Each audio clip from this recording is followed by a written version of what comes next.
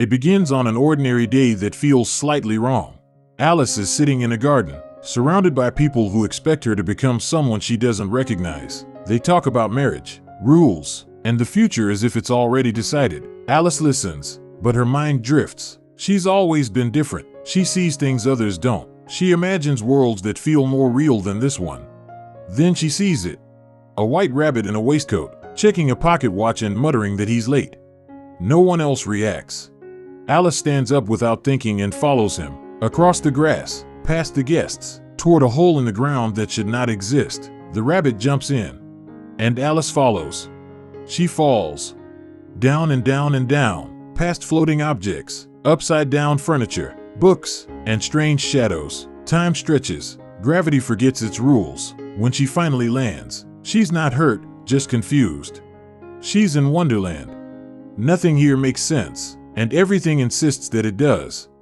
Doors are too small. Keys don't fit. Drinks make her shrink. Cakes make her grow. Alice struggles just to exist at the right size, as if the world itself can't decide what she should be. She meets creatures who speak in riddles and smiles that linger too long. A caterpillar questions who she is, and Alice realizes she doesn't know the answer. She's changed too many times already. As she travels deeper into Wonderland, she learns something unsettling. This place knows her. They call her the wrong Alice. They say she's been here before. They say she's meant to slay the Red Queen's monster and end her rule. Alice refuses to believe it. She doesn't want to be a hero. She doesn't want destiny. She just wants to wake up. But Wonderland doesn't let people leave that easily. The Red Queen rules through fear. She screams for heads to be cut off at the smallest offense. Her castle is filled with silence and terror, and everyone pretends loyalty just to survive. Beside her stands her sister, the White Queen, kind, gentle, but powerless. The land is broken because balance is gone.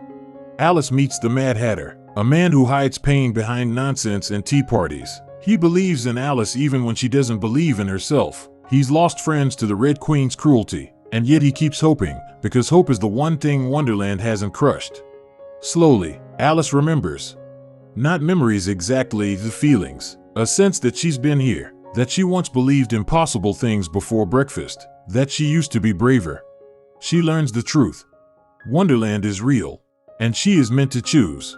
The final battle approaches. The Jabberwocky waits. Everyone expects Alice to fail, because she's still unsure, still afraid. But standing there, sword in hand, she realizes something important. She doesn't need to be the right Alice. She just needs to be herself. She fights, not because she was told to, but because she decides to. And in that moment, she becomes stronger than any prophecy. The Jabberwocky falls. The Red Queen's power shatters. Wonderland breathes again. Balance is restored. When Alice returns to the real world, she's changed, not because of magic, but because she knows who she is now. She refuses the life chosen for her. She chooses her own path, her own adventure. Because Wonderland didn't give her courage. It reminded her she already had it. And even when she leaves that strange world behind, one thing remains true. Once you've been to Wonderland, you never see the world the same way again.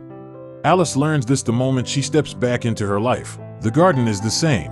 The people are the same. The voices asking her to behave, to fit in, to be sensible haven't changed at all, but something inside her has. And once that happens, there's no pretending it didn't.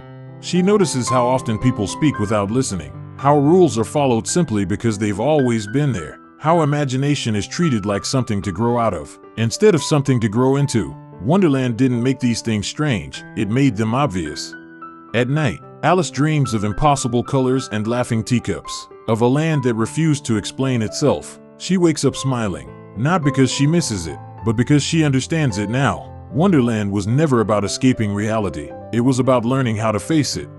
She starts asking questions again, real ones, not the polite kind. Questions that make people uncomfortable. Why must life look a certain way? Why is curiosity considered dangerous? Why is dreaming treated like a weakness? Some people smile politely and ignore her. Others grow nervous. A few listen. Alice chooses her path carefully, not because she's afraid, but because she finally trusts herself. She travels. She learns. She builds a life that belongs to her, not one designed by expectations. Every step forward feels like stepping through another invisible door. And sometimes, just sometimes, she feels it. A pause in the air, a flicker at the edge of her vision, a sense that the world is holding its breath. She doesn't chase it anymore. She knows now that Wonderland doesn't disappear. It waits. It exists in moments of curiosity, in questions without answers, and courage that comes from believing in impossible things. The Mad Hatter was right. So was the caterpillar. So was the girl she used to be. You're not lost. You're becoming. And as Alice moves forward, she carries Wonderland with her, not as a place, but as a way of seeing. A reminder that logic isn't the enemy of wonder, and rules don't define reality. Because once you've questioned the world, once you've fallen through the cracks of what's normal, once you've chosen who you are instead of who you're told to be, you never see the world the same way again. And that's not a curse. It's the beginning.